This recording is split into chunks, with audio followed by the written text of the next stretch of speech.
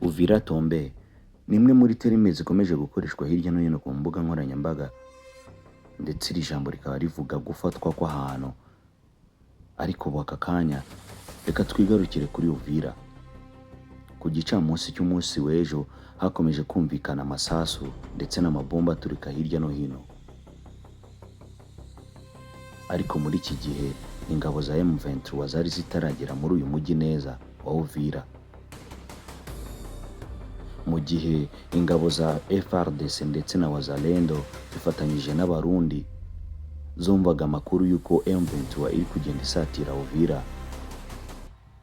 Byabaye induru ndetse biteza akaduruvayo.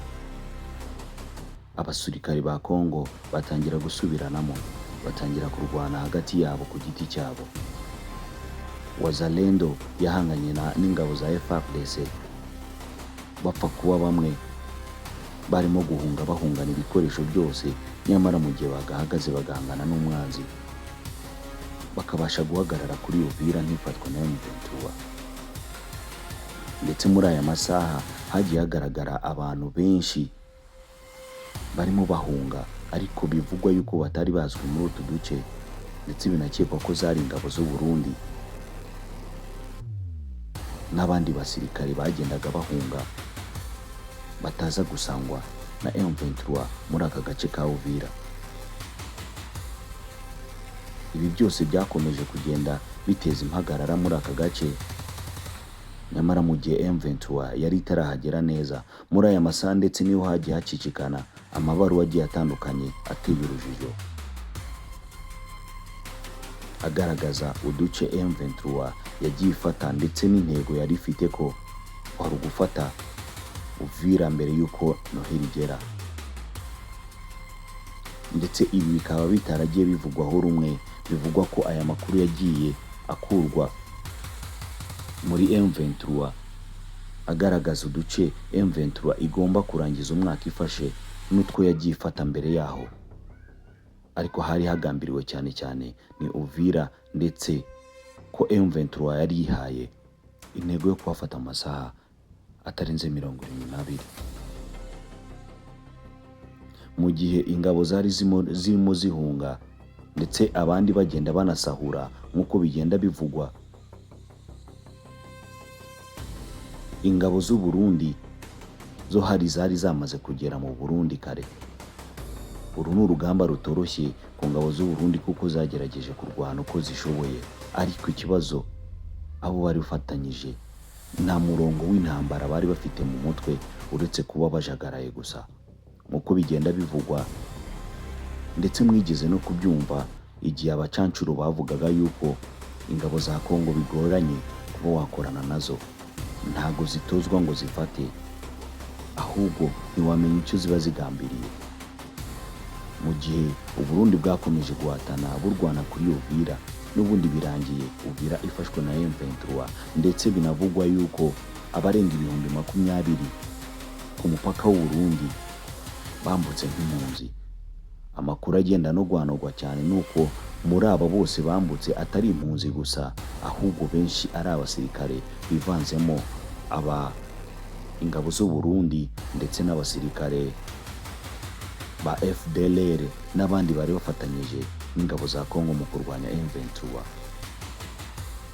Witwa Clement Luamba, umunyamakuru usanzwe ari ku ruhande rwa Repubulika Iharanira Demokarasi ya Kongo, yakomeje gutangaza ko ibi byose biri guterwa n'u Rwanda, ko arirwo rukomeje gutera inkunga M23, ndetse ibi bikaba biri kugenda biteza ibibazo muri Kongo. Nyamara mu gihe hari hamaze gusinywa amasezerano y'amahoro hagati y'u Rwanda na Kongo.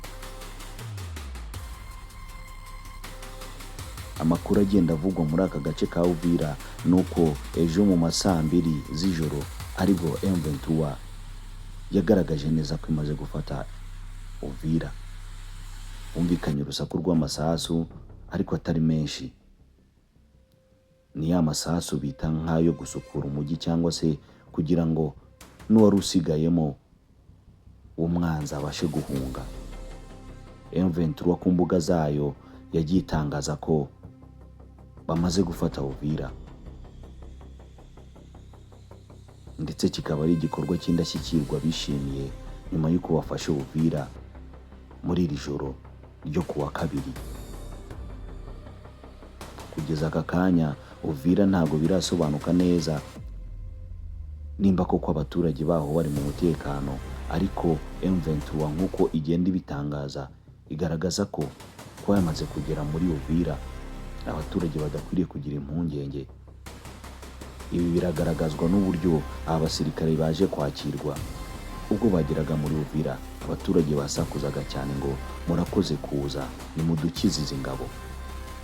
Ingabo bavugaga ni za Kongo, ingabo zifite umuco mubi wo gusahura ndetse no guhohotera abaturage. Muri urugamba cyangwa se muri aya masasu yavugaga nijoro, biragaragara ko nta muturage wigeze uyagwamo.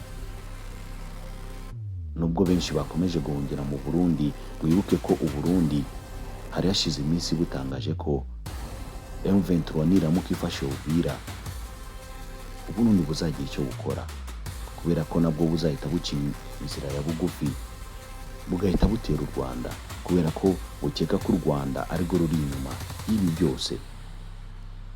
Abantu bakaba bakomeje kwibaza nimba koko ubwo Uvira yamaze gufatwa, nimba Neva ari ikintu ari buze gukora nk'uko yabitangaje akaba yataka u Rwanda. Icyo nicyo gitegerejwe. Ubu aka kanya Uburundi buracyari kurwana no kumenya uburyo bwo kwakira aba bose bahungiye mu Burundi. Bivuga ko harimo ingabo z'u Burundi n'iza FDLR n'abandi bose bafatanyaga mu kurwanya ingabo za M23 cyangwa uyu mutwe w'inyeshyamba wa M23. Natwe turi hano kugira ngo tugende tubakusanyiriza amakuru, tunamenye ese biri kugenda bite. Gusa umuvugizi wa leta ya Kongo nk'uko yakomeje kubitangaza avuga ko kuba u Rwanda rwarenze ku mategeko y'amasezerano bagiranye atari ikintu cyiza, ndetse ko bari buze gusaba abahuza b'impande zombi. Abakaba ari Amerika iherutse no gukoresha amasezerano u Rwanda na Repubulika Iharanira Demokarasi ya Kongo, amasezerano aganisha ku mahoro no guhagarika izi ntambara burundu zivugwa muri aka karere. Gusa nubwo bikomeza kuvugwa gutyo, ntabwo biri guhagarika M23, nyamara leta ya Kongo ikavuga ko iri kubikurikirana, mu gihe binagaragara ko nta makuru ifite neza y'ibiri kubera muri utu duce tugenda dufatwa na M23, ahubwo irashishikazwa no gukomeza gushyira ibyaha ku Rwanda, ivuga ko ibi byose biri kuba biri gukorwa mu Rwanda.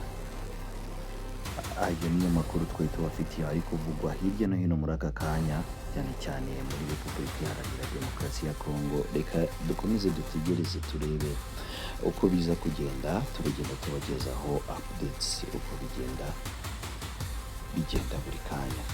Murakoze cyane, mwari kumwe nanjye Wasifa.